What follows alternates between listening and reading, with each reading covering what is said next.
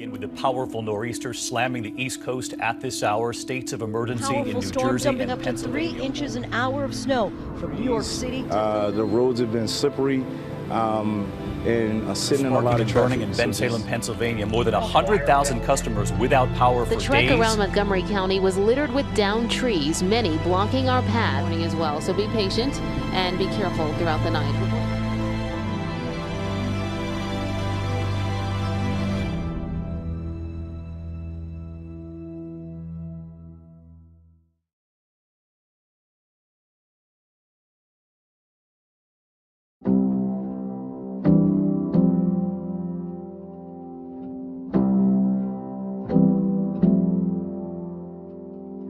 We're praying the prayer with no reply. Words float off into the night.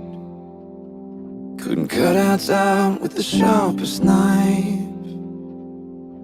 Oh, God, forgive us. A slave to our uncertainty. Help us with our unbelief. Oh, God, forgive us. I am convinced that the Spirit of God was moving upon the hearts of the young people that came to this.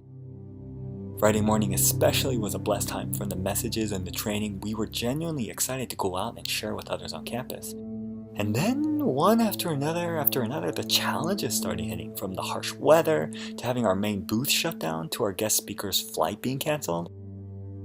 But after the dust settled, God was still able to shine through, because we actually did find young souls that day who were hungering and thirsting for God. God's grace and mercy were revealed on Sabbath.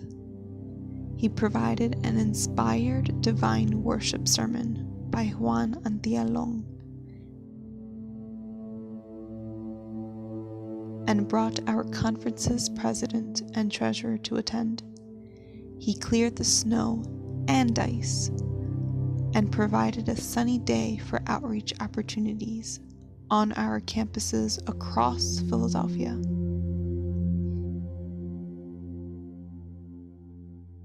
By the grace of God, many people were blessed through outreach. The day concluded with a consecration service by Jermaine Gale, where powerful appeals were made. Young people responded to the calls, some even for baptism.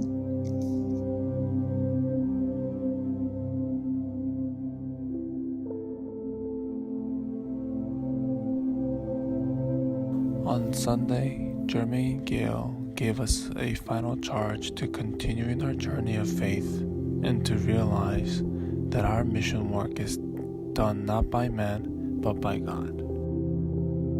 At the end of all, as we were having our final fellowship, it was actually difficult to say goodbye to everyone.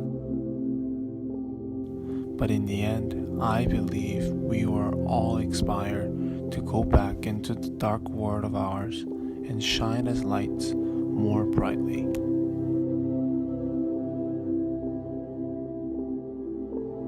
2 Corinthians chapter 4, verse 6 reads, "For God who commanded the light to shine out of darkness has shined in our hearts to give us the light of the knowledge of the glory of God." And then verse 7, "That the excellency of the power may be of God and not of us." You know, God is looking for vessels, but we have this treasure in earthen vessels, Paul says. God is looking for vessels to be used to emanate something that is more valuable than silver, something more valuable than gold. In our world that has such darkness around it, in a world that understands more about evil than about good, in a world that understands more about science than they do about religion, in a world that understands everything else but about who God is, God is wanting to use vessels like you and me to shed light of a knowledge of himself and who he is.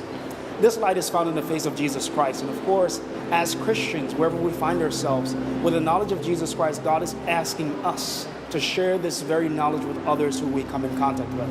Whether it is on a public university campus where you are studying, maybe you're sitting in class and you're wondering, how can I tell this person about who God is? Well, this person is wanting to get something more valuable than what the world has to offer, and that is the knowledge of Jesus. Will you share that knowledge with someone else today?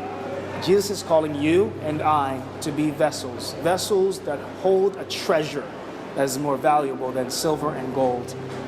Pass that treasure on to someone else is my prayer for you.